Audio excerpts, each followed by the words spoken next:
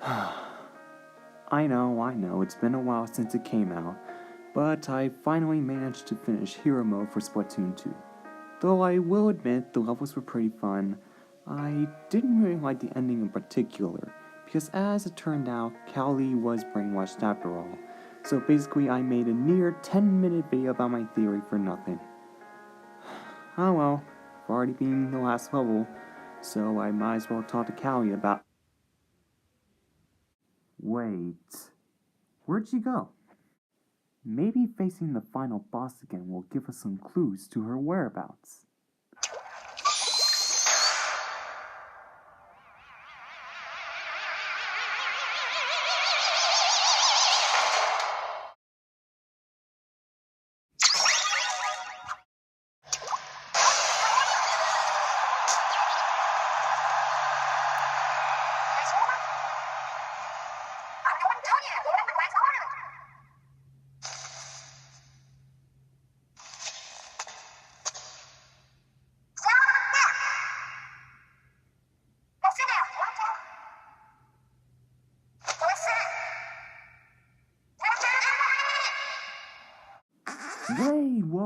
Whoa, wait a minute. So you're telling me, even after we rescued her from a mind-controlling octopus, reunited her with her cousin, and despite the fact that she knew what those hypno-shades do to her, she puts on the hypno-shades and runs all the way back to Octavio's side again? Oh my gosh! Now, why do I say proof, you may ask?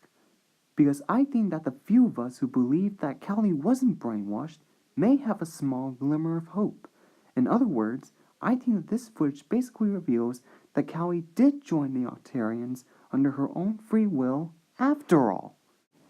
But Derek, that was only just one clip. How is it proof that she joined them after all? And besides, there has to be more evidence in order for you to prove this. You're right. And actually, there is.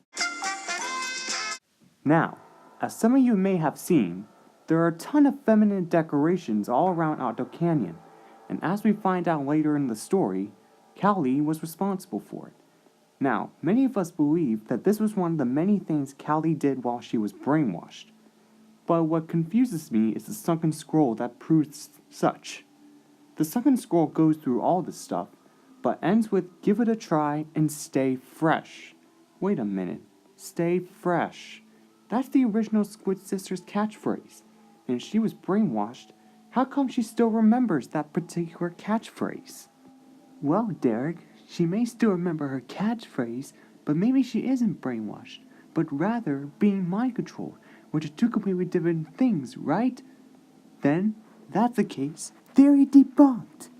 Okay, don't get mad at me.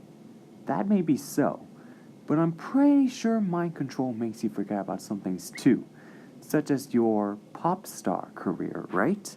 This brings me to something else I noticed in the Octo Shower boss fight. The missiles it fires are also decorated, but notice how they have a certain someone's hat on them. True, it may be Callie's hat, but the funny thing is, this hat looks exactly like the same one she wore in Splatoon 1.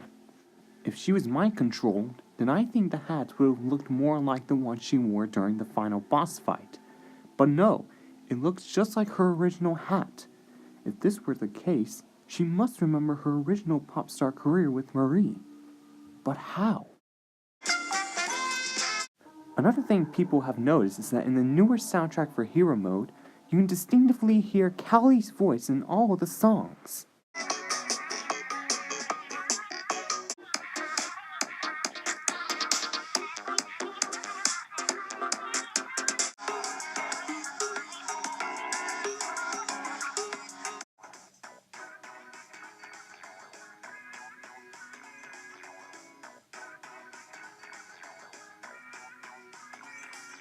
Now, most of us believe that this was another thing Callie did in her brainwashed state, because of the reverse audio.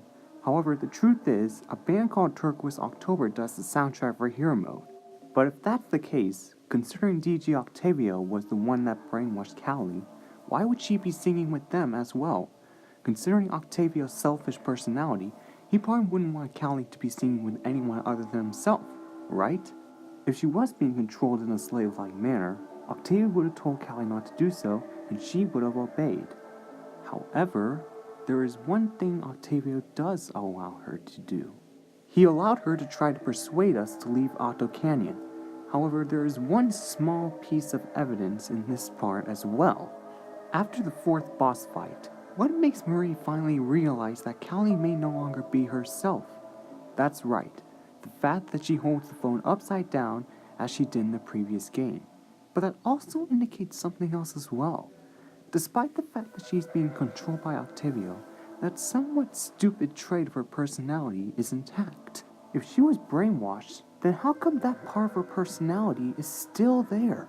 Now, most of us may blame that part of her personality for putting on the shades again, but as mass media portrays it, the process of you losing your free will kinda hurts. So if the same is true here, I'm sure Callie wouldn't want to put the shades back on. Now that I've gotten most of that out of the way, some of you may be wondering, if all this is true, then why would she do this in the first place? And how does the final boss fight fit into all this? I'll be answering both of those questions and more in the next video, so stay tuned.